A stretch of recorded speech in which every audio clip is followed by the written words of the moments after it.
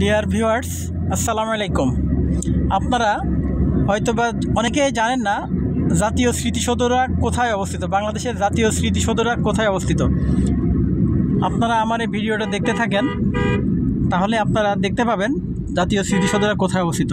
জাতীয় স্মৃতিসৌধরা অবস্থিত সাভার নবীনগর নামক স্থানে, আমিনবাজার থেকে 23 কিলোমিটার মানিকগঞ্জ রোডে, আমিনবাজার থেকে ঠিক 23 কিলোমিটার মানিকগঞ্জ রোডে নবীনগর নামক স্থানে, সাভার থেকে 6 কিলোমিটার মানিকগঞ্জ রোডে নবীনগর।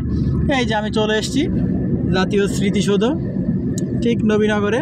আপনারা দেখতে থাকবেন স্মৃতিসৌধর বাউন্ডারি, এটা স্মৃতিসৌধর বাউন্ডারি।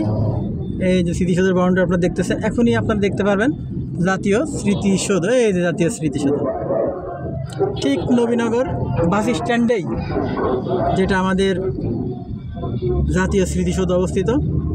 জাতীয় স্মৃতিসৌধের দ্বিতীয় গেট আপনারা প্রথম গেট চলে এসে দ্বিতীয় গেট পার হয়ে যাচ্ছি।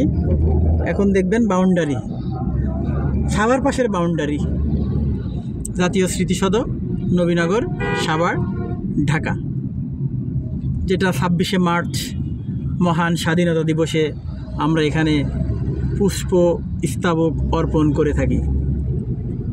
সেটাই এখনও আছি আমি নবীনগর স্মৃতিসৌধের বাউন্ডারি লাইনে আছি। আপনারা দেখতে পাচ্ছেন সাভার পাশের বাউন্ডারি। এটা অনেক গাছ দ্বারা, সবুজ গাছ দ্বারা ছায়াবৃত স্মৃতিসৌধ বাউন্ডারিটা। জাতীয় স্মৃতিসৌধ মহান স্বাধীনতা দিবসে সেদিন সবাই এখানে, সব জাতীয় দল, সরকারি দল, বিরোধী দল সবাই এখানে, এবং আমজনতাও ফুল দিতে আসে।